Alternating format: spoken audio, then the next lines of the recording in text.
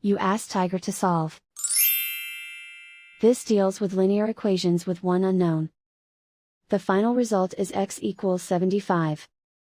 Let's solve it step by step. Simplify the expression. Find the greatest common factor of the numerator and denominator. Factor out and cancel the greatest common factor. Swap sides.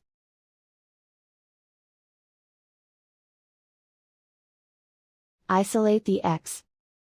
Multiply both sides by 100. Group like terms. Multiply the coefficients. Simplify the fraction. Multiply the fractions. Simplify the arithmetic. And so the final result is x equals 75.